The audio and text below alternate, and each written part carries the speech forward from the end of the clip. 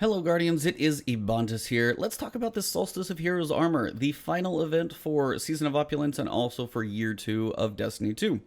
Now we've got some stuff to look forward to, a couple things to cover. We've got new armor to earn, a new area to explore, new bosses to fight, orbs to pick up, and also some new cosmetics to attune to our character. So let's look at a quick trailer from Bungie, and then we will get into the details of what we're going to be doing during this event.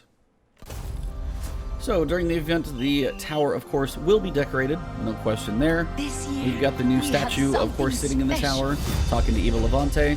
Will be from July 30th to August 27th. We've got the new zone, European Ariel zone, which you'll be going through, facing different bosses. You'll be collecting orbs and working on your Solstice packages up there.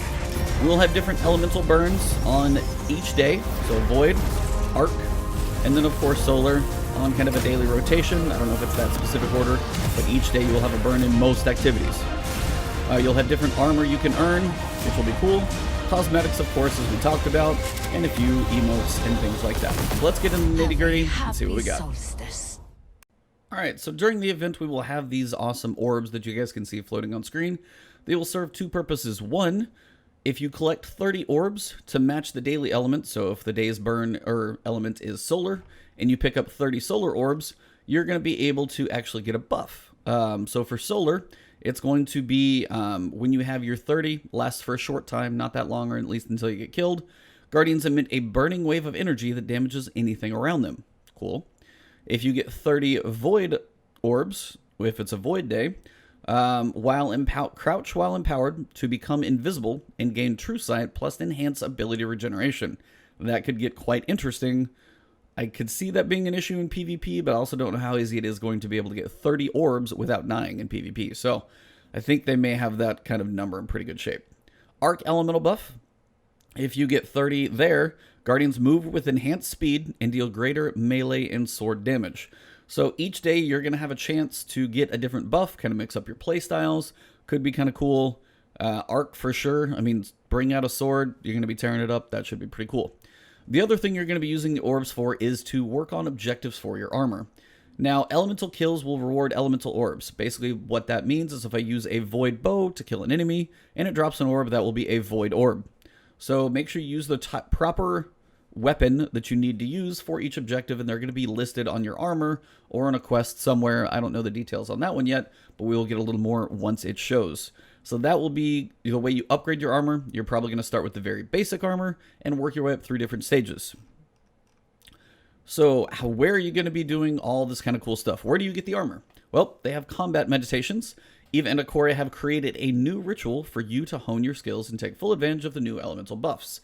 So it's actually a new zone. It's called the European Ariel zone, and you take on Hive, Cabal, and Fallen enemies. So we, I guess, don't have the access to Vex and Taken to put in there, so it is just those three, Hive, Cabal, and Fallen. Looks like there might be variations or maybe different colored bosses, we'll see, but it will be a 3-player match-made activity that can be launched from the Tower Director. Now how's this work?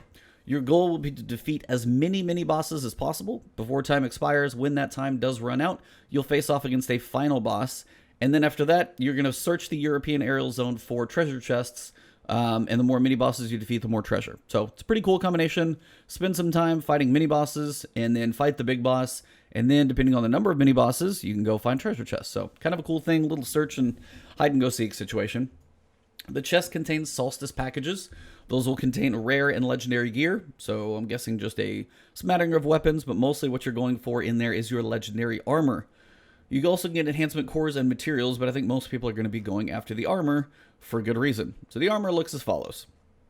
So you can see this GIF going through.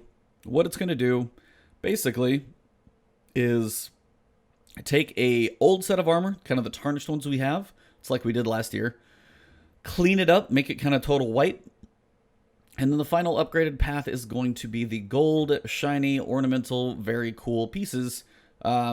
Honestly, because you'll walk around looking pretty spiffy. They look really awesome, and you'll have different things that you'll need to go through for each one. You'll even be able to masterwork the set in the end, and those objectives are not easy as well. Solstice of Heroes armor sets, they start in Drained, they go to Renewed, and then they end up in their Majestic Legendary form.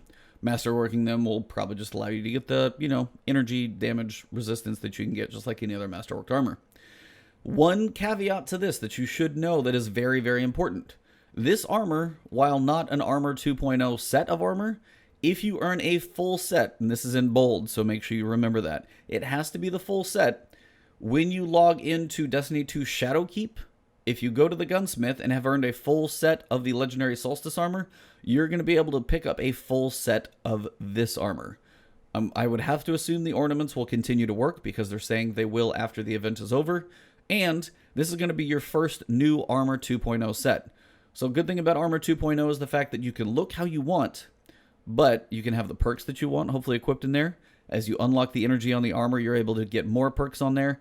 And on top of that, you can put ornaments on top of it as well. It's legendary, so even if you want to change it up, you can. So these are going to look really cool. You're going to be able to use them in Shadowkeep, potentially being able to infuse them up. And if you make the perks what you want, then you're really just going to be able to look however you want to, which is a really, really cool thing I cannot wait for. So giving us a way to get these sets to look even better is awesome. So Eververse is definitely going to have a few things.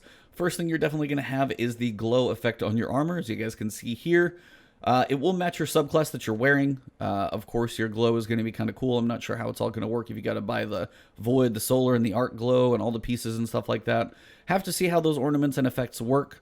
But the idea is if you have like, I think it was like a Solar Glow, and you matched the coloring to it of your subclass, it would be even brighter. So if you can get all the ornaments, depending on bright dust and silver amounts that you have left over, they could look really awesome. So even if you pick like, hey, I'm going Void for my Warlock, Titan, I'm going to go Arc, and then Hunter, I'm going to go Solar. At least that way you've got 3 cool looking sets. When you equip that subclass, it's going to be even brighter.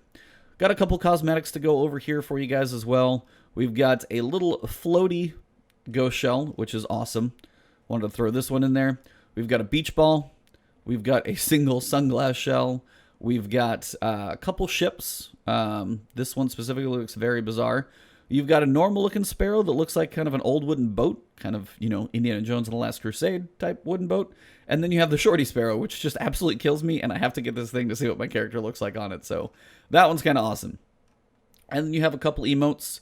You have kind of a thinking one, kneeling down. You've got to throw the flag, like a penalty flag in football or any sport really. And then you've got, you know, kind of organized, just screw it, throw it up in the air, you're good to go. So you've got some cool emotes there as well on top of, you know, cosmetic things, the ghost, and all of those pieces. So all in all, the set is going to be probably the biggest thing that you want, and it's probably going to be the hardest thing to work on. So depending on what you're grinding on and things like that, this is going to be when things start. So again, it starts on the 30th of July, and it's kind of your time to really set yourself aside a cool looking set of armor when it comes to Shadowkeep that you're going to be able to use with the Armor 2.0 system and all of that stuff as it unlocks. So I'm looking forward to this. The cosmetics look pretty cool, and all in all, I'm definitely digging what is going on. So thank you guys for tuning in. Hopefully you enjoyed this quick video over the Solstice event. Again, it starts next week. If you did enjoy the video, drop a like below, leave a comment if you got questions. I'll try and answer those for you as best as I can.